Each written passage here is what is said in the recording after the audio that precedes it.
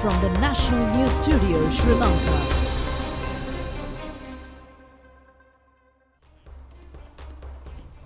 A pleasant evening and a warm welcome to the National News. We are coming to you live from the National News Studio of Rupavahini. I'm Delanjali Anand. Joining me is Lakshya Edrusingha, and these are the top stories which have made headlines for tonight. The draft of the 21st Constitution Amendment receives Cabinet approval. Samaga Jana Balavega and National People's Power to boycott Parliament for 1 week. Sri Lanka's inflation hits record high at 45%. Petitions against Dhammika Pereira dismissed. Sri Lanka receives $5.75 million worth humanitarian assistance from the United States. Another century from the Sri Lankan side today. 132 killed in a terror attack in Mali. Starting off with the top story for tonight, Cabinet spokesman Minister Bandula Gunawardena says the initial draft of the 21st Constitutional Amendment received the Cabinet approval yesterday. The relevant draft will be directed to the Attorney General's Department for future proceedings. The Minister made these remarks during a media briefing held to announce the Cabinet decisions today. Minister Bandula Gunawardena said that the relevant draft bill has been presented by limiting the powers vested with the President and including positive sections of the 19th Amendment. He said that the draft bill presented by Minister Wijayadasa Rajapaksa on behalf of the government received the Cabinet approval. Meanwhile, Minister Bandula Gunawardena on behalf of the government requested the public to refrain from engaging in disruptive acts near filling stations in the country. He requested the public to act with patience and responsibility at this juncture. He further said that the government is making its fullest effort in procuring fuel for the country. රජය දන්න සියලු ප්‍රයත්නයන් දරනවා මේ තෙල් ලබා ගැනීම සඳහා ලංකාවම මැණික් ගරලා ilmenite වලින් හොයන මුළු මුදලෙන් එක තෙල් නැවක්වත් ආනයනය කරන්න බෑ. ඒ තරම් මේ ප්‍රශ්නේ විශාලයි. ඒ නිසා තමයි අපි කියන්නේ පුළුවන් තරම් රජය මේ අත්‍යවශ්‍ය සේවා පවත්වාගෙන යන්න එදිනෙදා අත්‍යවශ්‍ය කටයුතු කරන්න ක්‍රමවේදයක් සකස් කරලා දෙනවා. මේ අමාරුම කාල පරිච්ඡේදය ගෙවන්නේ මේ කාල පරිච්ඡේදය ලබන මාසයේ වන විට මේ සානදායි පිළිවෙලකට ගමන් කරන්න පුළුවන්කම ලැබෙයි. එතෙක් ඉවසීමෙන් ඉන්න ප්‍රචණ්ඩත්වය නම් කවර විදිහේ ප්‍රචණ්ඩත්වයක් වුණත් රාජ්‍යයෙන් හරි පොලිසියෙන් හරි පුද්ගලයන් අතර අපි හැමෝම නිවුනේ නැත්තම් මේ රට නැවත වතාවක් අර 80 ගණන් වල තත්වයට යන්න ඉඩ තිබෙනවා. Minister Mahinda Amaravira said that the government has already made plans to face the looming food crisis with a cultivating camp across the country. Minister Mahinda Amaravira said that all measures have been undertaken to convert government-owned lands into cultivation lands.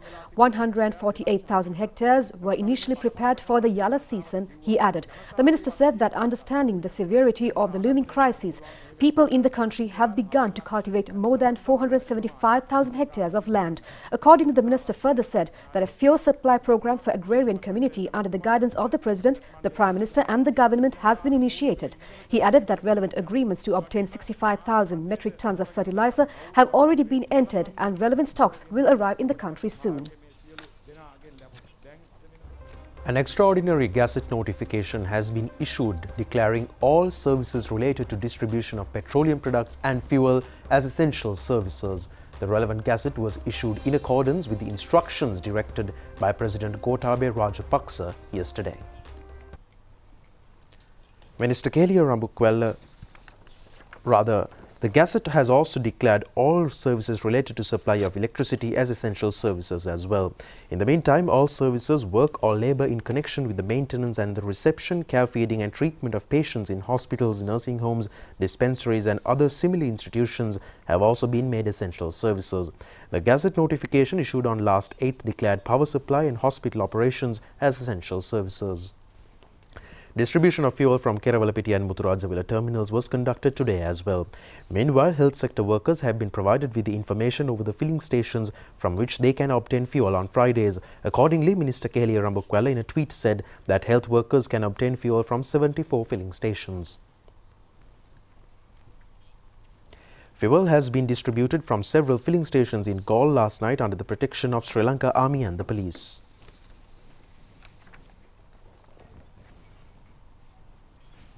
Farmers in Madirikiriya Divisional Secretariat Division in Polonnaruwa were engaged in a protest last night for insufficient facilities provided for the farmer community amidst the economic crisis.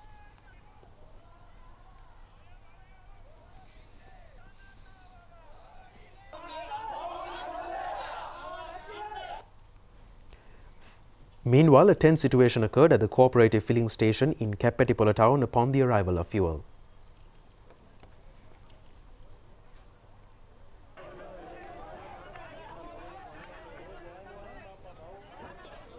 A group of people near Kantale filling station have interfered 3 fuel bowsers which were heading along Trincomalee-Kantale road to reach several other areas. The people had kept the bowsers for a period of 1 hour until Sri Lanka Army had to interfere and deploy the bowsers to the relevant areas.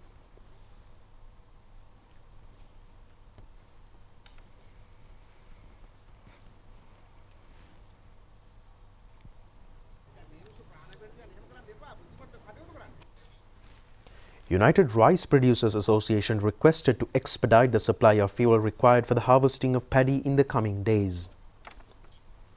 Large-scale paddy mill owners in Polonnaruwa district began to issue rice to the market under the government certified rates. Accordingly, a kilo of nadu has been priced at 220 rupees, while a kilo of kiri samba is priced at 260 rupees. Ceylon Teacher Services Union has requested to provide accelerated solutions for the prevailing fuel issue of the teachers from engaging in paper marking activities. Issuance of fuel for state employees engaged in essential services was carried out at the cooperative filling station in Hinguragoda yesterday under strict security. Meanwhile, a tense situation occurred near Wallavaya filling station yesterday, demanding the petrol stock reserved for essential services to be issued for the public. Sri Lanka Petroleum Private Tanker Owners Association said that the fuel distribution procedure will return to normalcy in the near future.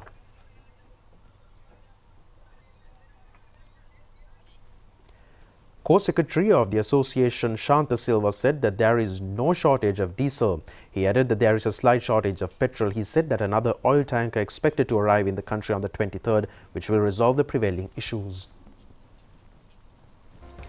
In the meantime, the Department of Census and Statistics reported today that Sri Lanka's nationwide inflation for the month of May has jumped to 45.3%. This is from 33.8% recorded in April 2022 on a year-on-year basis. The National Consumer Price Index for all items for the month of May 2022 increased to 208.7 from 190.3 in the previous month. With respect to May 2021, the reported inflation for the month of May 2022 was mainly due to the higher price levels prevailed in both food and non-food groups. Accordingly, the year-on-year inflation of the food group increased to 58.0% in May 2022 from 45.1% in April 2022, and the year-on-year inflation of the non-food group increased to 34.2% in May from 23.9% in the previous month. Contributions to the inflation rate of May 2022 from food group and non-food group are 27.26% and 18.10% respectively. The moving average inflation for the month of May 2022 is 16.3%. The corresponding rate for the month of April 2022 was 13.0%.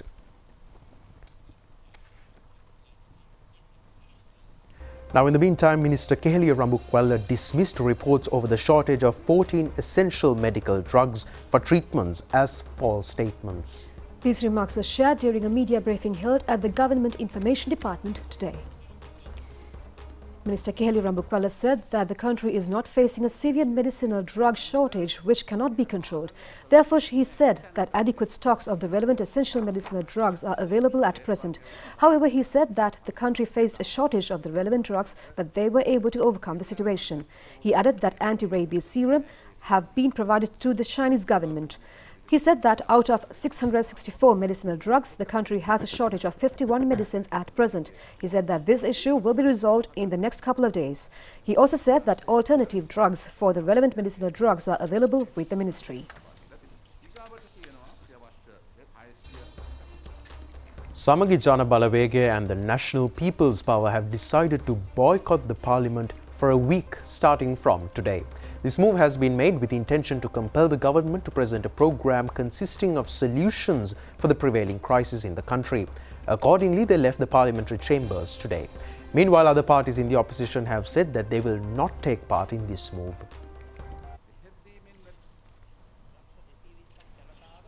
Industrial Disputes Special Provision Act draft bill was passed in the Parliament without any revisions. Meanwhile, the Code of Criminal Procedure and Code of Civil Procedure draft bills were passed in the Parliament with amendments. In the meantime, Speaker Mahinda Apabewardene informed the Chamber that the decision taken by the Supreme Court over the 21st Constitutional Amendment draft bill has been submitted. Meanwhile, opposition leader and the affiliated party leaders informed the Chamber that they will boycott the Parliament this week until the government submits a roadmap to overcome the present crisis situation in the country. Following the announcements, they left the chambers. Subsequently, the draft bill on Industrial Disputes Act was taken up for debate with the participation of the ruling party MPs.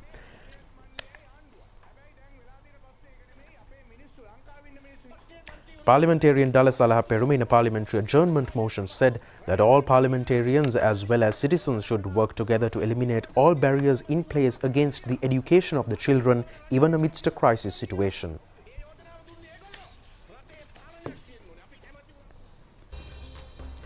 The Supreme Court has rejected the decision to proceed with the hearings related to the 5 petitions challenging the appointment of Dhammika Perera as a Sri Lanka Podujana Peramuna National List Member of Parliament. The Supreme Court made this decision based on a majority decision taken by the bench. The petition was considered before the 3-member Supreme Court judge bench, including Justices Priyantha Jayawardena, Yasantha Kodagoda and Anil Obesekara. Representing Dhammika Perera, President's Counsel Ramesh De Silva, making submissions before the court, said that the court has no jurisdiction to grant the leave as challenged by the petitioners. The President's Counsel pointed out that the relevant power to determine whether the individual has the eligibility to be a fully fledged parliamentary member is vested with the Speaker, as the individual has already been declared as a National List member. President's Counsel Gamini Marapana, representing General Secretary of Sri Lanka Podujana Peramuna, Sagara Karyavasam, said that the relevant authority to nominate a person for the vacant National List MP post is vested with the party General Secretary, while reiterating that the court has no jurisdiction to grant the leave as requested by the petitioners.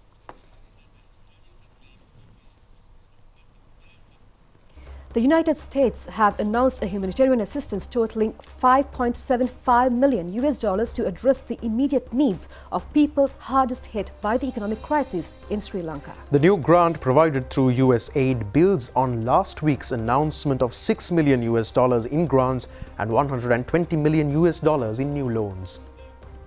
Accordingly, the relevant assistance is expected to provide cash assistance, short-term jobs and agriculture supplies such as seeds directly to crisis-affected people to meet their basic needs.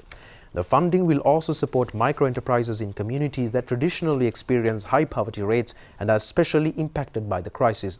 In addition, it will provide for community-based disaster management committees to help prepare for, respond to and ultimately recover from crises. Over the coming months, the United States plans to add to its significant ongoing investments and assistance projects in Sri Lanka that help the people of Sri Lanka meet their immediate and long-term needs. Minister Professor G.L. Perez will represent President Gotabaya Rajapaksa at the Commonwealth Heads of Government meeting, which will take place in Kigali, Rwanda. The summit will be held from June 21st to 25th with the participation of representatives from 54 member states of the Commonwealth. The Commonwealth Heads of Government meeting will be declared open by the President of Rwanda, Paul Kagame, on June 24th with the presence of Prince Charles representing the head of the Commonwealth, Queen Elizabeth II. This will be followed by high-level meetings of the Commonwealth Heads and preceded by Commonwealth Foreign Affairs Ministries meeting. The theme of the CHOGM 2022 is delivering a common future, connecting, innovating and transforming, highlighting the work of the Commonwealth family in achieving its shared goals of protecting natural resources and increasing trade. Foreign Ministers Perez will participate in high-level discussions under the 3 thematic areas of democracy, peace and governance, sustainable and inclusive development and post-COVID-19 recovery. The Foreign Minister is also expected to hold bilateral meetings at foreign ministerial level with several Commonwealth member states from Europe, Asia and Africa on the sidelines of the CHOGM to discuss issues of mutual interest. The United Kingdom government has announced that student visa applications will take an average 5 weeks to process. UK Visas and Immigration Department has strongly recommended those who wish to apply for student visa should apply at the earliest. In an announcement, the UK government has indicated that the priority and super priority visas are currently unavailable and should be applied in July rather than waiting until August. This is peak period for student visa applications, so there may be delays to receiving a decision, the announcement further said. Cabinet of Ministers has granted approval for the implementation of mixed development housing project in Anuradhapura post office premises. Accordingly, a 99 perch area has been allocated for the project. The relevant proposal was presented by Minister Prasanna Ranatunga. The Postal Services Department has agreed to release the land under the condition of providing a new post office premises of the same value.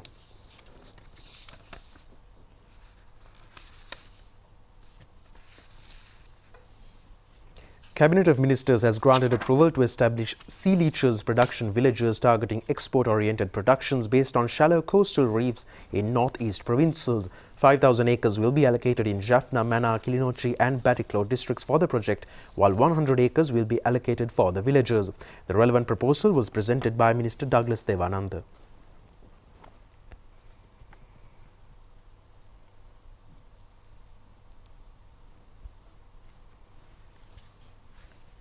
Cabinet of Ministers also granted approval for the proposal in acquiring 10-acre land area from Muthurajawala for the CEB. The relevant land is expected to be handed over for the construction of a megawatt 300 LNG power plant next to the Muthurajawala Yudaganavi power plant.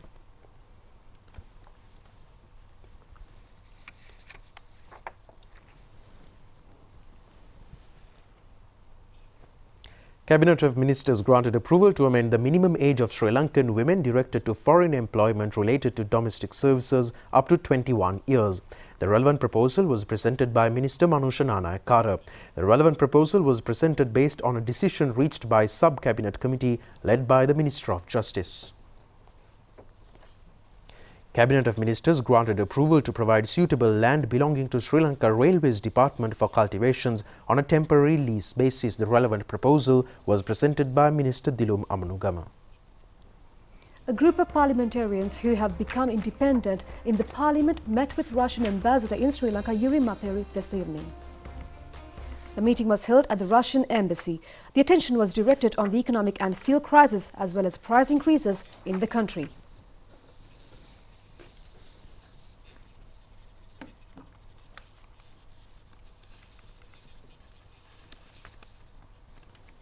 People across the country are showing great interest to engage in cultivation activities as a solution for the looming food crisis. Home gardening is at the forefront among the various cultivation projects.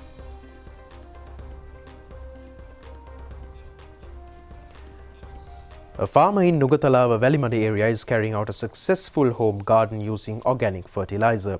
He has been able to cultivate various types of vegetables, herbs and fruits in his home garden.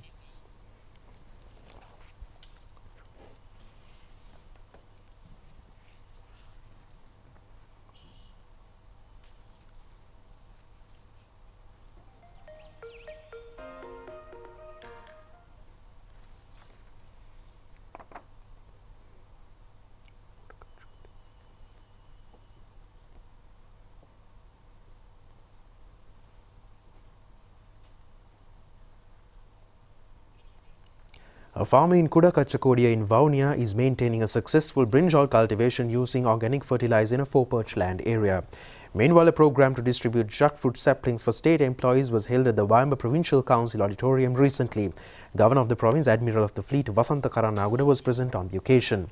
Farmers in Parakrama Samudre, Minneria, Giritale and Kaudulla agrarian regions have commenced cultivations in 60% of the cultivational lands. They are using organic fertilizer for the cultivations.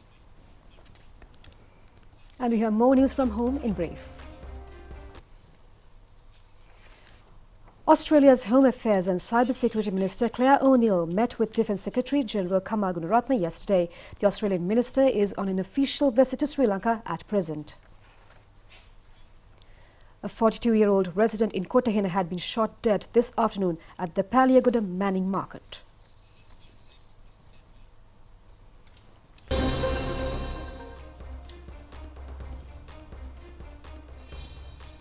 Welcome back. On foreign news, the government of Mali says more than 100 civilians have been killed in attacks by suspected armed rebels in central Mali. Members of the Katiba Makina armed group assaulted at least 3 villages in the rural commune of Bankas in Mali's central Mopti region on the night between Saturday and Sunday, the government said in a statement yesterday. At least 132 civilians were killed and some of the perpetrators have been identified, it added. The killing took place in 2 nearby villages in central Mali, which has long been mired in insecurity. Mali and the Central Sahel region have for months faced a string of civilian massacres blamed in armed groups. Now, in the meantime, the Science Ministry of South Korea says that it has successfully launched its first domestically developed space rocket in the second attempt, months after a launch failed last year. The Korean satellite launch vehicle 2, a 200-ton liquid fuel rocket informally called Nuri, lifted off from the launch site in Gyeongsang today. Live TV footage showed the rocket with a national flag rising into the air with bright flames and above thick white smoke. South Korea's second test launch of its homegrown space rocket comes 8 months after the first test failed to put a dummy satellite into orbit, a setback in the country's attempt to join the ranks of advanced spacefaring nations. All 3 stages of the rocket worked in the first test last October, with the vehicle reaching an altitude of 700 kilometers and the 1.5-ton payload separating successfully. But it failed to put a dummy satellite into orbit after the third stage engine stopped burning earlier than scheduled.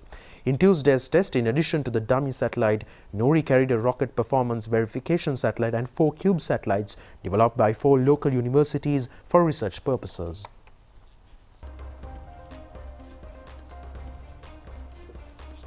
And that's all the news we have for tonight. Do join us tomorrow for more of the very latest. Until then, that's a wrap from here today. Good night. Good night.